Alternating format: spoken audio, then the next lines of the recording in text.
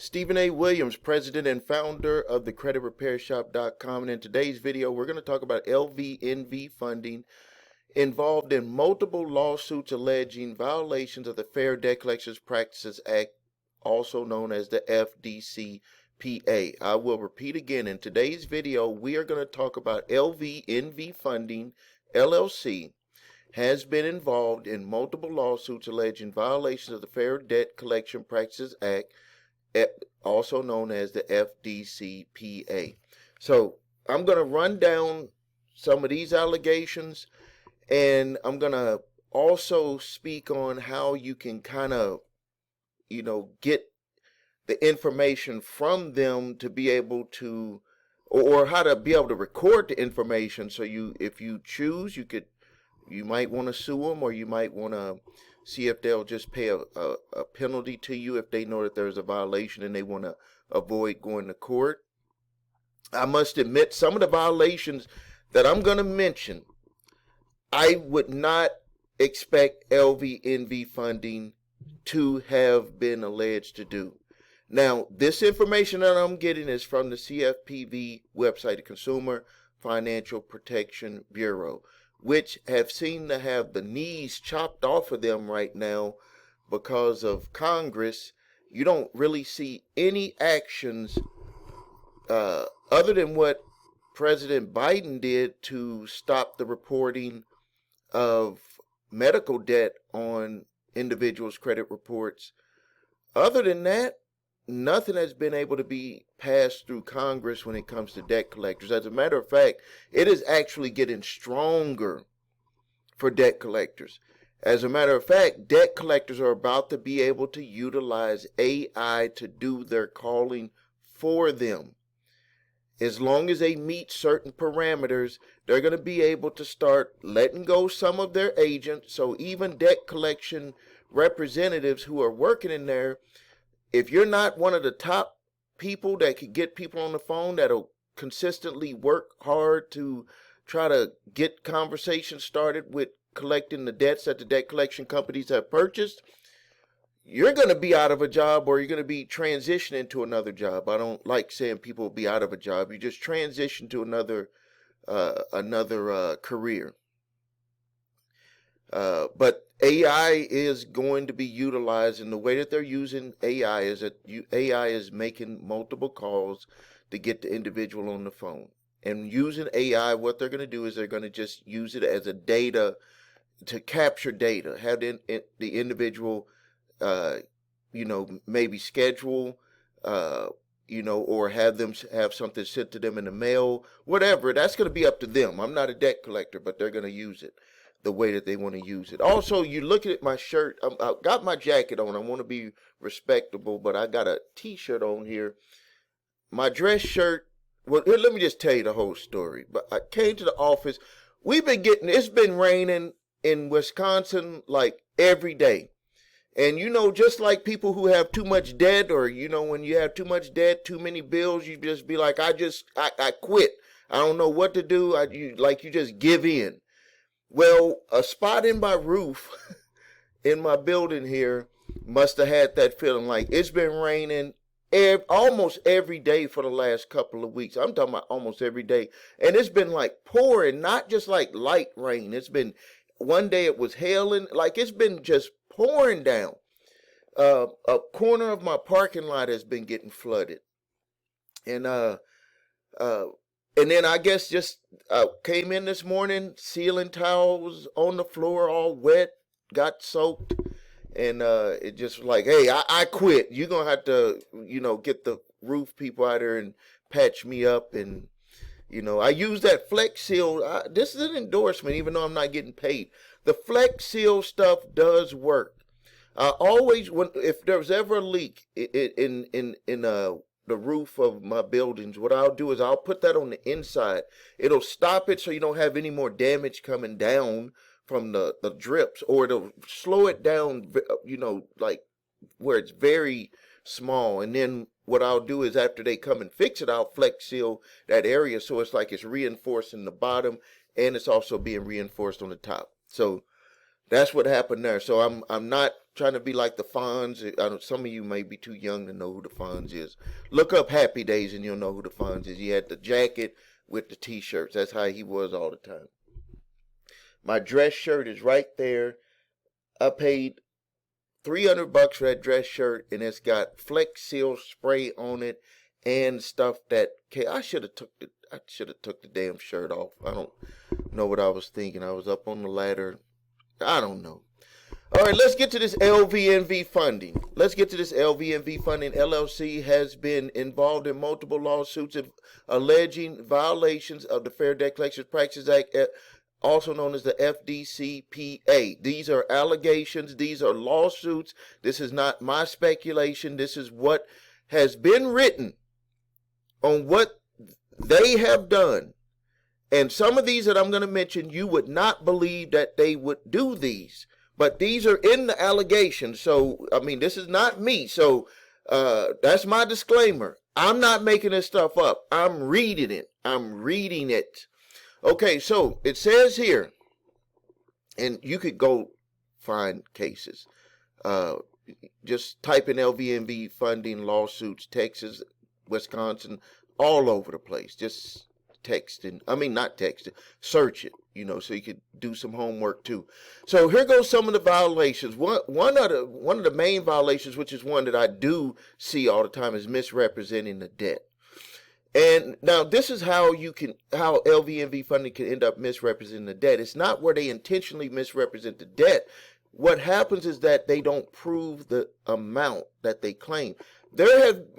I've seen court lawsuits or court summons from LVNV funding, also I've seen debt collection letters from LVNV funding where it was sent from Resurgent, and we know that those two are connected, and it had a different amount on it, and then when it got to LVNV funding, it had a different amount on it.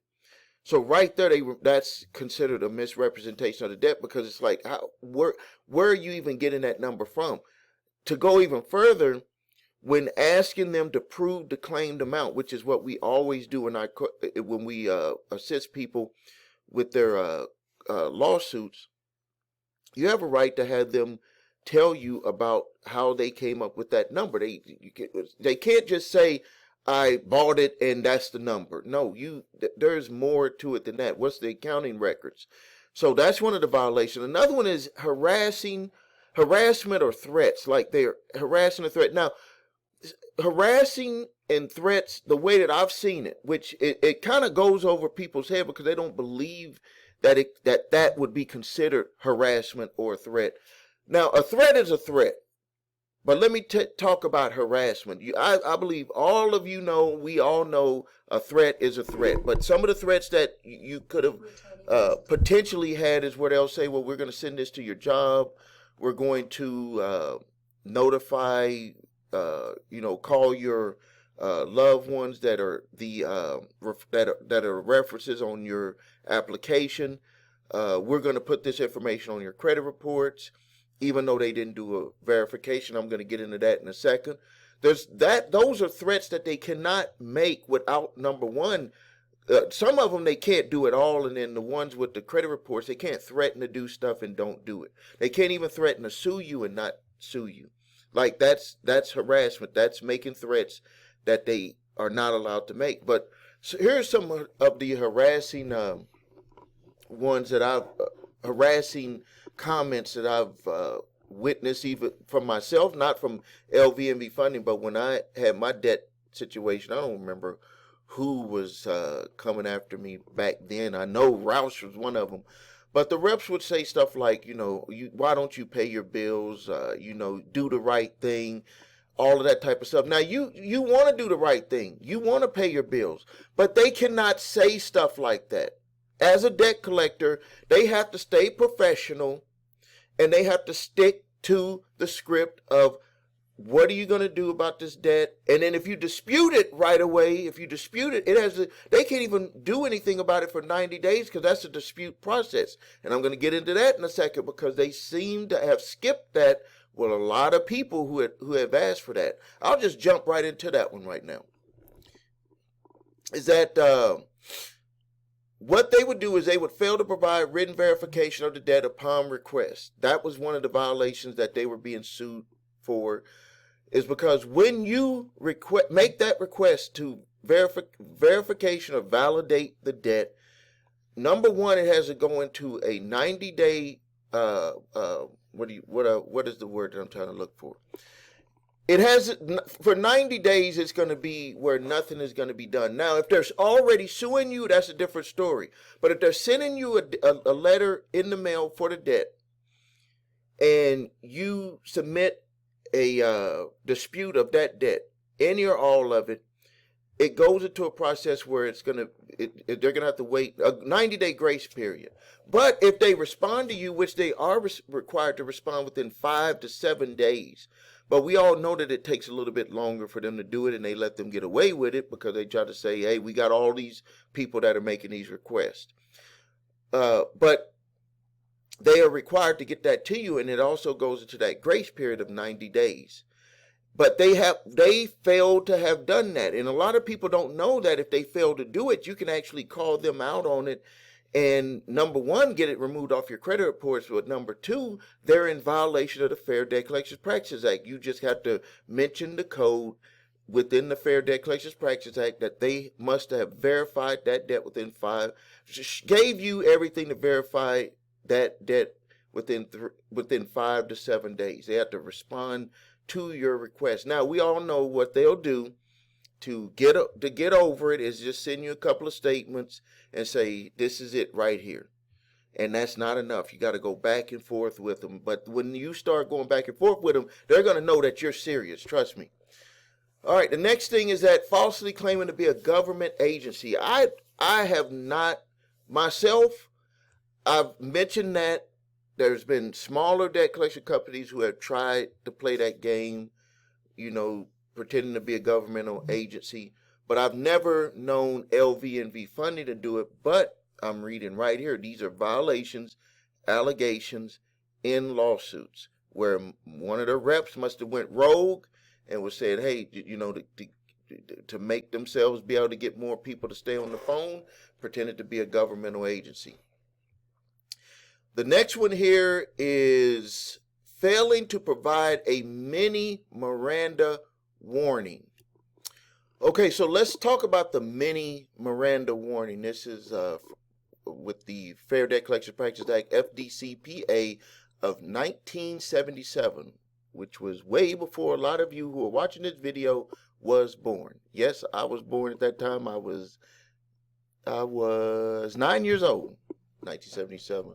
Dallas Cowboys, I believe they won the Super Bowl against Denver Broncos. That's why I remember that time in my life. I was sitting there watching the game by myself. I don't know where my parents were. I don't even know. My brother and sister, I don't even know if was I watching them. I don't even know. I just remember I was watching that Super Bowl by myself at 9 years old at home. All right, mini Miranda warning generally includes the following statements. Debt collectors identifying themselves and their intent. The call is from a debt collector. The debt collector is calling to collect the debt. Any information obtained during the call will be used to collect the debt. The debt collector has the right to remain. The debtor has the right to remain silent. I've never heard them say that. I've never heard them say that. Anything the debt collector could say can be used against them in court. Debt collector has the right to consult with an attorney. The debtor has the right to consult with an attorney. Anything the debtor says can be used against them in court. Also, anything that the debt collection company says can be used against them in court. Also, debt collector has a right.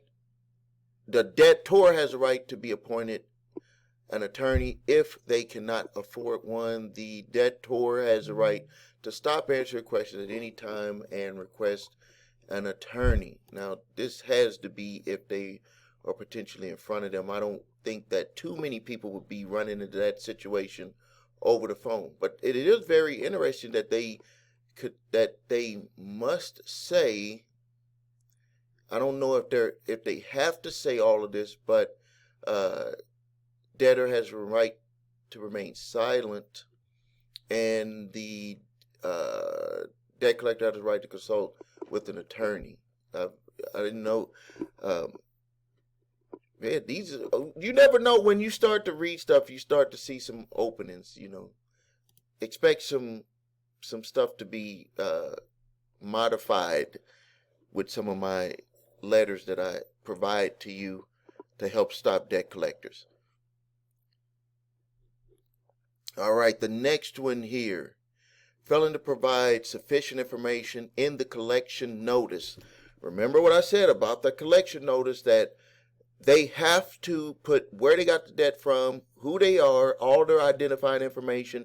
They have to put that this is an attempt to collect the debt, and that they also have to put in there that you have a right to dispute any or all of it, and the font has to be the same size throughout the entire letter. The letter cannot come from a third party. It has to come from them, because if it comes from a third party, unauthorized third party, they're sharing your private information with an unauthorized third party. So all of that stuff must remain intact for them to be able to send out that letter. That is called a dunning letter. So I've spoke on that a lot of times. Then it says send in a certified letter, a letter by certified mail when the plaintiff has requested to be contacted by email. So that sounds a little crazy, but they may try to say, well, we're trying to send them a whole package. Like we've seen debt collectors, go and grab, about 30, 40 pages of information, and they might try to say, well, we can't send 30, 40 pages by email. That would probably be their comeback on it, but it specifically states here that if you tell them to contact you by email, that they cannot send that information to you by mail. Very interesting with that. Very interesting with that.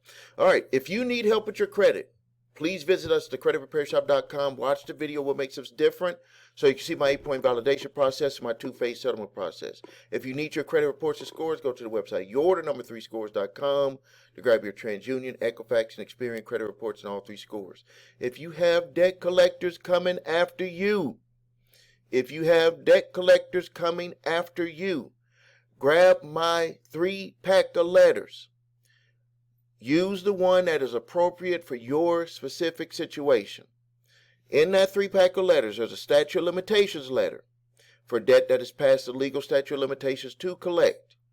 If a debt is past the legal statute of limitations to collect, there is no debt verification or validation that is required. You just have to notify them that you know, and that they need to understand that there is no legal obligation for you to have to pay that debt, because it's past the legal statute of limitations according to debt in your state. And that goes for original creditors and debt collectors. If the debt is not past legal statute of limitations to collect, you'll use a cease and desist collection activities letter, which is going into a lot of the things that they're talked about here, but they're turning them around, making those requests of that debt collector. And they have to respond to that letter within 3 to 7 days. And what we've seen from it is if they don't have the appropriate amount of information, they will just send you a letter back saying that they're going to cease collection on that debt.